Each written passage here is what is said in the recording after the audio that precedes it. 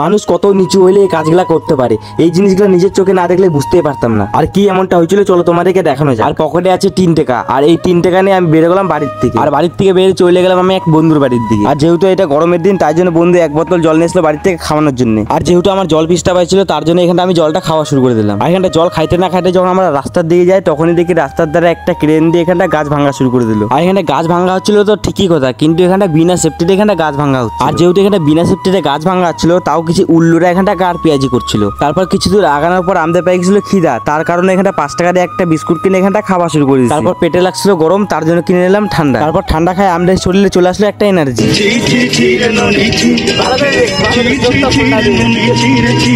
আর এখানটা দেখতে দেখতে আমরা আমাদের মঞ্জিলে চলে আসলাম। আর হ্যাঁ, এইটাই সেই জায়গায় যে জায়গাটা যাওয়ার জন্য এতক্ষণ ধরে আমরা জার্নি করছিলাম। আর এখানটা আইসে আমার স্বপ্নের এই ড্রিম ব্যাগটা এখানটা দর্শন পাই গেলাম। তারপর ভাবলাম যে এখানটা ঠাকুরের দর্শনটাও করা যাক, তাও ওই মনে করে ঢুকে গেলাম মন্দিরের ভিতরে। আর এখানে মন্দিরে ঢুকতে না ঢুকতে একটা কথা ফট করে মনে পড়ে গেলো যে আমরা তো এখানটা পাপি লোক, আর এখানটা মন্দিরের ভিতরে করবোটাই কি। তা ওইভাবে বেশি ভিতরে না দেখে মন্দিরের বাইরের থেকে হালকা পাতলা দেখিয়ে নিয়ে আমরা মন্দির থেকে বেরিয়ে গেলাম। আর বেরোতে না বেরোতে দেখা হলো হনুমানজির সাথে। তারপর হনুমানজিকে বিস্কুট খাওয়াই নিয়ে বেরো গেলাম আমরা পুরানো মন্দিরের দিকে। আর এখানটা আইসে আমাদের টোটোটা হয়ে গেলো খারাপ। আর এই ভিডিওটা এটুকুনি, দেখা হচ্ছে নেক্সট কোনো ভিডিওতে।